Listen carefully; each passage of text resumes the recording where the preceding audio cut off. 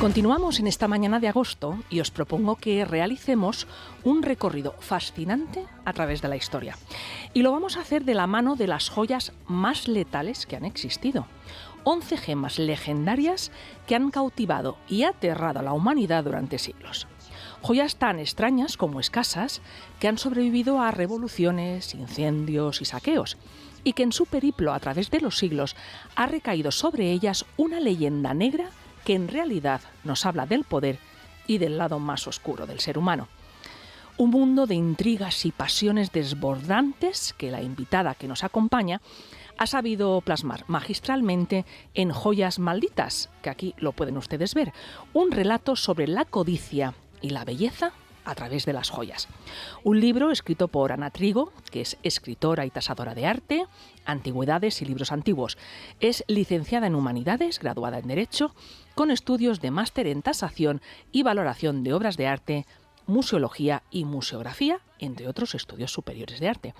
También ha trabajado en varias galerías y casas de subastas internacionales. Ana Trigo, bienvenida. Hola Ana, ¿qué tal? Encantada de estar aquí, muchas gracias. Pues la verdad es que el título es apasionante, la portada como pueden ver ustedes también, pero vamos a empezar por el principio, y nunca mejor dicho. Muy bien. ¿De dónde surge la idea de escribir esta historia? Pues mira, verás, yo soy tasadora de arte, como bien has comentado antes, y entonces pues un día estuve en un domicilio particular realizando una tasación, porque era una familia que quería vender una serie de piezas con nosotros, mobiliario, pinturas y tal, ¿no? Y en un momento dado pues empezaron a sacarme otra serie de cosas que no tenían pensado vender, pero que al final parecía que sí, ¿no? Y entonces entre ellas estaba una pulsera de pedida espectacular, porque esto mucha gente no lo sabe, pero antes de que se pusiera de moda lo del anillo de pedida, pues antes las familias pudientes que se lo podían permitir hacían la pedida con una pulsera. Con una pulsera. Solían ser unas piezas importantes, ¿no? Porque claro, era un acontecimiento importante también. Entonces, pues esta que me sacaron era espectacular realmente, un diseño art déco, platino con diamantes y esmeraldas, muy bonita, realmente te la ponías y aquello tenía empaque. Y entonces me dijeron que la querían vender y me contaron una cosa muy curiosa, que es que cada vez que la sacaban pasaba algo malo. Ay. Cada vez que alguien se la ponía en la familia pasaba una desgracia, ¿no? Que si la usaron una vez para una boda hubo un divorcio, falleció un ser querido, en fin, muchas desgracias, ¿no? Y llegó un momento en el que empezaron a asociarlo con esta pulsera. Entonces decía, oye, esto da mala suerte, la tenemos ahí arramplada, tal, ya no se la ponían y la querían vender. Y a mí eso pues me hizo mucha gracia, ¿no? Bueno, mucha gracia. Entiéndeme, me llamó la atención, ¿no? Sí. Porque yo conocía, pues joyas malditas como el diamante Hope, ¿no? El más famoso quizás de todos, o la perla peregrina. Y me sorprendió que una familia tuviera una historia así parecida, ¿no? Digo, pues voy a investigar sobre esto, voy a ver qué más joyas malditas hay, ¿no? Entonces fui a casa y me puse a buscar libros para comprarme alguno y me di cuenta de que no había ninguno, que me sorprendió mucho. Digo, oye, pues mira, qué cosa más bonita, ¿no? Pues para escribirlo yo, porque ya había escrito otros libros y me gusta mucho el tema y tal, y dije, oye, pues mira, pues voy a investigar.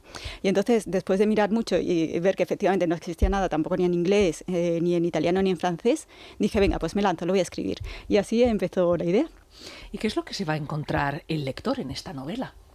Porque claro, estábamos hablando de joyas, pero también hay misterio, amor, desamor y desgracias varias, llamándose Joyas Malditas. ¿Qué es lo que se va a encontrar el lector? Bueno, no es una novela, es un libro de no ficción. Y bueno, lo que se va a encontrar son cada una de estas joyas, vamos contando su historia desde que aparece, o por lo menos desde lo más antiguo que sabemos de ellas, y toda la historia hasta llegar hasta hoy, de las que sí podemos, y bueno, pues las manos por las que va pasando, ¿no? Como muchas de ellas son piezas que son muy conocidas y que han pertenecido a miembros de la realeza, actrices famosas, estrellas de rock, etcétera, pues entonces los hemos ido pudiendo tratar bastante bien.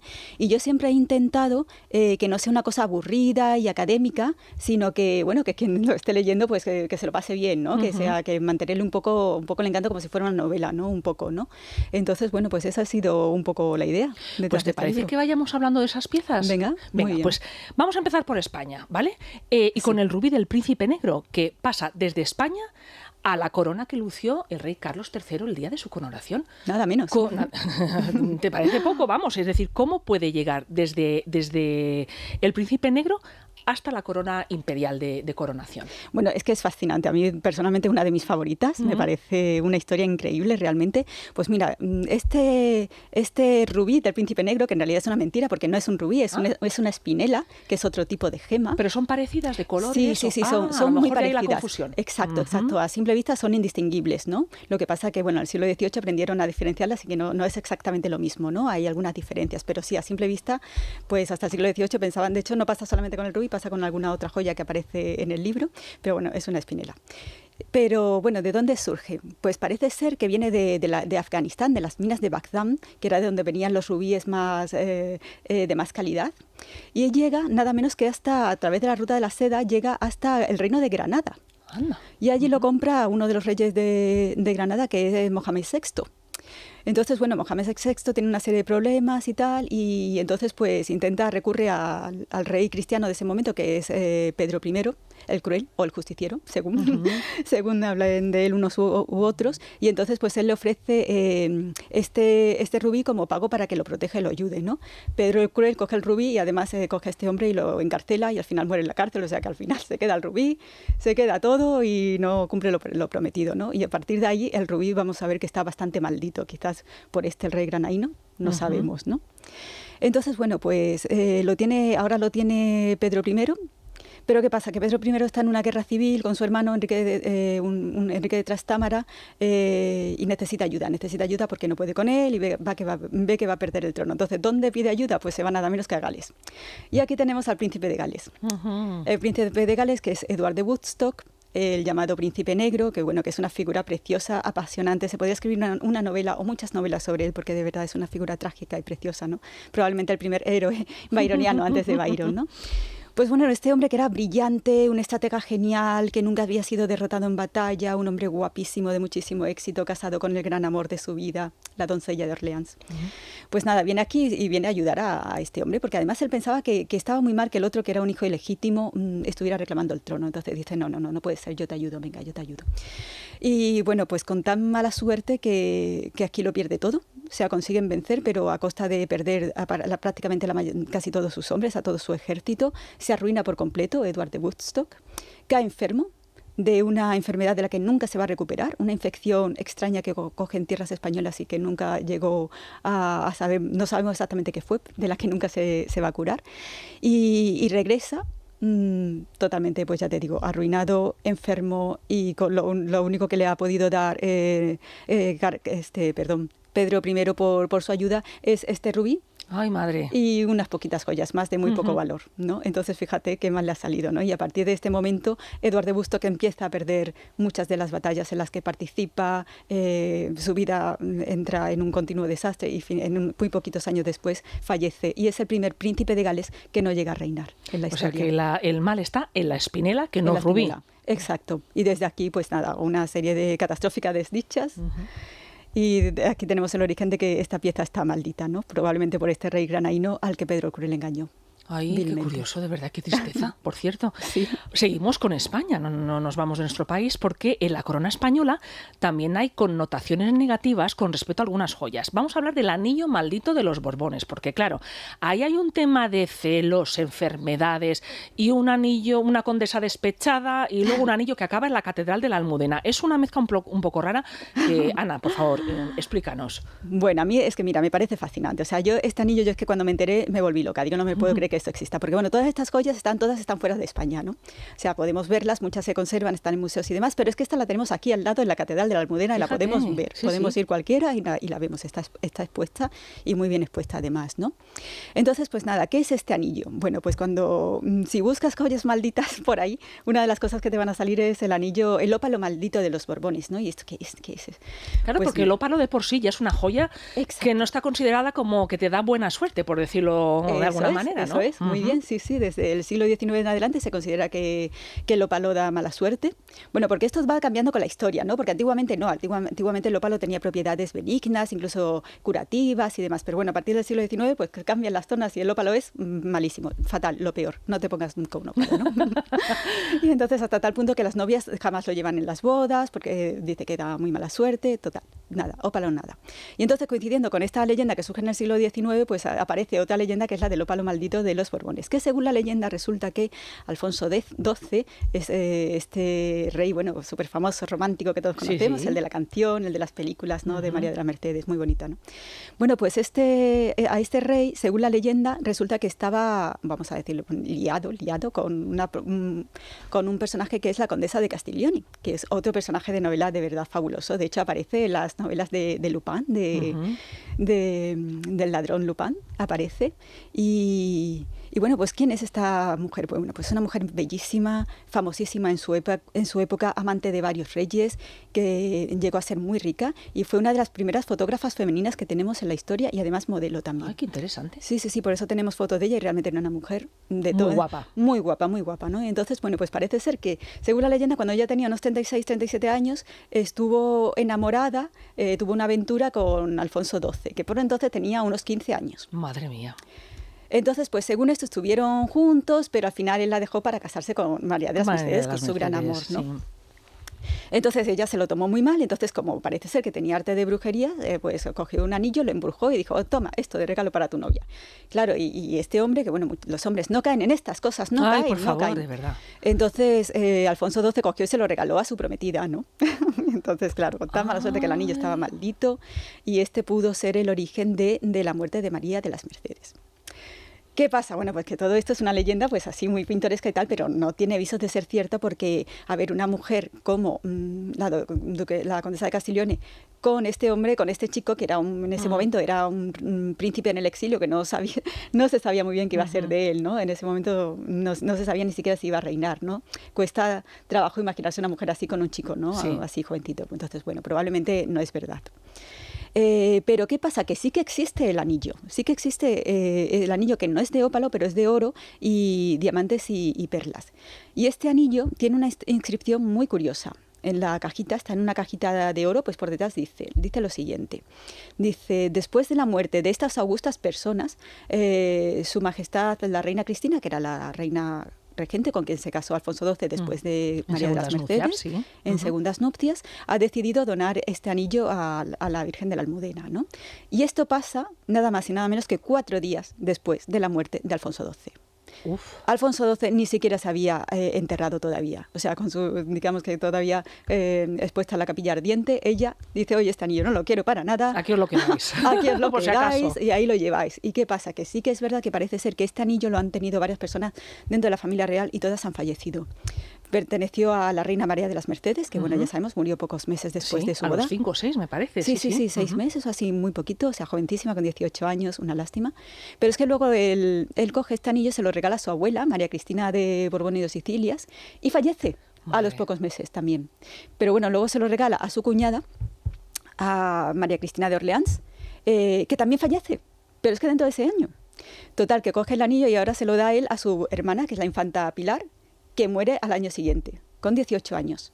Con 18 años, o sea, son tantas muertes que al final, yo creo que en un momento dado, Alfonso diría algo como, bueno, no sé, por si acaso me quedó el anillo yo y lo vamos a guardar y ya está. Y bueno, Alfonso XII que muere con 28 años. También, ¿no? Súper joven. Sí. Pues nada, ahí está la Almudena y ahí que se quede, pues las moscas y recordar que nada de ópalo, por favor. No, no llevéis ópalo. Que da mucha mala suerte. Y ahora quería que hablásemos de una pieza además que se ha subastado hace muy poquito y que la verdad es que la primera vez que la vi en una fotografía de los Anglesey, que es una familia noble inglesa que han acudido tanto a la coronación del rey Jorge como a la de Isabel II y llevan puesto este collar con todo su boato correspondiente, porque si hay alguien en este mundo que sabe de boato, son los ingleses. Por supuesto. Y es el collar de la reina María Antonieta, un collar que inició la Revolución Francesa, ni más ni menos. O sea, nada por lo de los pasteles, no. La culpa de todo fue por un collar. Fue por un collar, fíjate. A ver, cuéntanos, Ana, y esto por favor. No lo decimos nosotros, esto lo dice el propio Napoleón en sus memorias en Santa Elena, que dice que la Revolución Francesa empezó con el asunto del collar, porque se llama así el asunto del collar, ¿no? Ha pasado la historia como con ese nombre. También un ministro de la época, Talleyrand, famosísimo, dijo, cuidado con el asunto del collar, en un momento en el que se estaba juzgando todo, porque puede destruir los cimientos de la monarquía. monarquía. Ni más ni menos. Y anda que no tenía razón ni nada. Sí, pues tanto. Sí. Bueno, este collar se acabó perdiendo porque bueno, se acaba disgregando y tal, pero parece ser que hay una parte del collar, pero bueno, era enorme a todo esto. Era 15 millones que costaba originalmente, o sea, imagínate, 15 Estamos millones hablando actuales. De 1789, no de antes de ayer, ¿eh? Exacto, sí, de 1789. Pero parece ser que hay un trocito de este collar y efectivamente, pues como tú bien lo has explicado, tiene esta familia todavía, este pequeño trocito de un collar que era muchísimo más grande y realmente magnífico. Además que tienen como unas borlas. Sí. Súper bonito. Sí. Era un collar, realmente era muy, muy impresionante. O sea, si para los oyentes que nos estén escuchando pueden entrar en mi cuenta de Instagram, que me busquen como Ana Trigo, y ahí tengo fotografías, porque se conservan réplicas, ¿no? Aunque el collar se ha perdido, se conservan réplicas.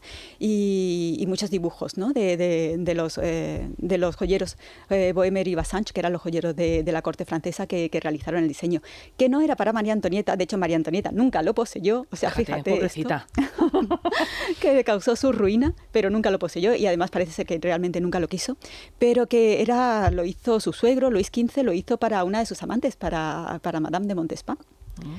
Y con tal mala suerte que lo encargó, falleció de viruela, en cuestión de 15 días, como pasaban las cosas en esa época, cuando enfermabas de viruela y te llevaba por delante en 15 días.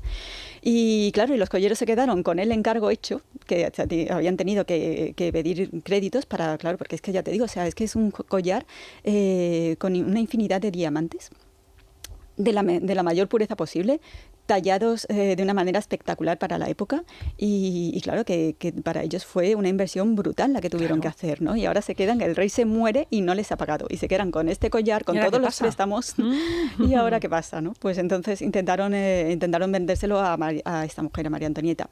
¿Qué cosa extraña en ella? Dijo que no lo quería porque era muy caro y demás, ¿no? Y bueno, luego pues viene estos hombres un poco desesperados ya para deshacerse del collar porque lo intentaron vender por el resto de las cortes, incluso en España, en todas partes se lo rechazaban porque era excesivamente caro, ¿no? Pues nada, se lo intentan vender a María Antonieta les dice que no y ahora conocen a otro personaje de novela, que hay una novela sobre ellas de hecho, Jeanne de Valois, según ella descendiente de los Valois, que fueron una dinastía que gobernaron en Francia. Y esta mujer asegura que es una gran íntima amiga de la reina.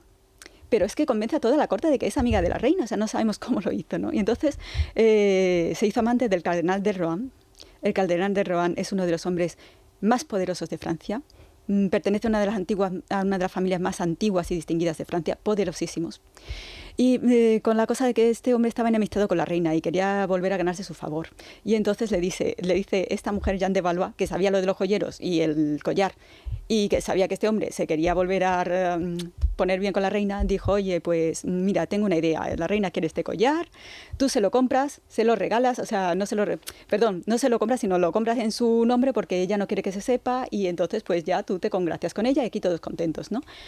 Empiezan a hacer cartas en nombre de la reina, bueno, lo mejor de todo, organizan una entrevista con la reina, para lo cual buscan a una prostituta que parece ser que se parecía muchísimo a la reina, y Rohan se lo cree. Madre mía. O sea, es que es increíble, o sea, estas cosas yo cuando lo leí digo, es que no me lo puedo creer que esto pasara. Totalmente. Sí.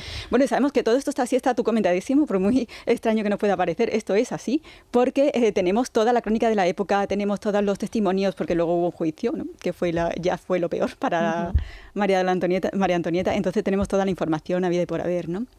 Total, al final esto se sabe, estalla el escándalo, María Antonieta se pilla un cabreo descomunal, porque además ella odiaba a Rohan, entonces ella exige que haya un juicio público, ¿no? Fue muy poco tonta, la verdad, porque bueno, los ministros de Luis XVI intentaron que no, intentaron advertirle, dijeron no, que esto no se entere nadie, que quede en petit comité, a ver cómo lo arreglamos, pero ella quería llevar a juicio a Rohan, ¿no? ¿Qué pasa con este juicio? Bueno, pues que es el principio del fin. Ella ya que estaba muy mal vista por el pueblo, y muy mal vista también dentro de la propia corte francesa, especialmente por estas familias, las más antiguas, las más rancias, ¿no? Digamos, las de más abolengo a las que pertenecía Rohan, ¿no? Porque ellos lo ven como una afrenta, o sea, jamás hasta en la historia se había juzgado a uno de los suyos. Y encima un cardenal de Francia, nada menos, ¿no? Se le juzga públicamente, puede entrar el pueblo, puede entrar a ver juzgar a este hombre, ¿no? Es una humillación brutal como nunca se había dado en la historia de Francia hasta este momento, ¿no? Y esto es el principio del fin. Aquí se descubre que este hombre no tenía nada que ver y que era inocente, pero incluso el juez le dice que prácticamente que no se entiende que un hombre de esa categoría sea tan tonto, entre comillas, ¿no? Como para dejarse engañar de esa manera, ¿no? Y bueno, pues de ese momento el pueblo no creyó a María Antonieta. De hecho, surge el rumor de que incluso estuvo liada con Rohan, o sea, peor imposible. Pobrecita, ya lo ves, faltaba María Antonieta. Y a partir de aquí sí que esto es un detonante para la revolución que en ese momento ya se está gestando, ¿no? Con todas las ideas revolucionarias de la Ilustración francesa, de los ilustrados y demás. Qué historias más fascinantes. Pero no quería acabar yo esta entrevista sin que hablásemos de una de las piezas que a mí me pueden gustar más, que es el diamante Hope. Y además lo tengo aquí porque me ha parecido que si no es la pieza más maldita de todas, un poco le falta, porque miren ustedes cómo murieron algunos de sus poseedores. Catalina la Grande, de apoplejía. El duque de Brunswick, arruinado. Jorge IV, el rey, loco. El sultán del Imperio Otomano, depuesto por una sublevación militar. Por no decir de su última propietaria, la millonaria británica Evelyn Walsh, perteneciente a la dinastía Maclean, que perdió a su hijo de 9 años, se suicidó su hija a los 24, su marido se arruinó y murió en un psiquiátrico. Por favor, algo más, de verdad, es que más desgracias, imposible. Para aquellos oyentes que nos estén ahora diciendo, Diamante Hope, ¿de qué me suena? Claro, si ustedes han visto Titanic, es el diamante que lleva Kate Winslet en Titanic y que luego llevó Celine Dion en la gala de los Oscars, que es, la verdad, a mí me parece de una belleza espectacular. Pero vamos, que con semejante tragedia que no gracias, ¿eh? O sea, de verdad. Pero vamos, es que ¿qué más le puede pasar al que tenga esta joya? Es que es la desgracia pura. Sí. No, es terrible. O sea, yo pienso, mira, de todas las joyas que aparecen en el libro, yo creo que hay 2 que realmente sí que están malditas y una de ellas es el Hope. Porque es que no puede ser. O sea, es que tantísimas tragedias. No es normal. O sea, incluso aunque te centres simplemente en la historia más reciente de lo que has comentado de los Maclean Pero bueno, y otra cosa más que pasa con el Hope es que viaja desde Francia hasta Estados Unidos, viaja en un barco, que no es el Titanic. No es el Titanic, pero ojo, que es el Lusitania. Sí. ¿Qué pasa con el Lusitania? El Lusitania es hundido en 1915 y mueren las 2.000 personas que van a bordo. Y bueno, considerado el mayor crimen de guerra de la historia. Una tragedia realmente que implica la entrada de Estados Unidos en la Primera Guerra Mundial, ¿no? Entonces es que son tantísimas cosas que dices, jolín, no, algo tiene que tener. Pues yo lo que les recomiendo es que lean esta maravilla que se llama Joyas Malditas, historia secreta de las gemas más enigmáticas del mundo y de las mujeres que las poseyeron, que ha escrito Ana Trigo, y que es una lectura la más de recomendable para ahora en verano, y además aprenderán y sobre todo lo tiene todo, tiene joyas, tiene belleza y sobre todo tiene mucha maldición y mucha historia y mucho salseo del que nos gusta. Ana, ha sido un auténtico placer. Muchas gracias, Muchas Ana. gracias. Es la mañana. Es radio.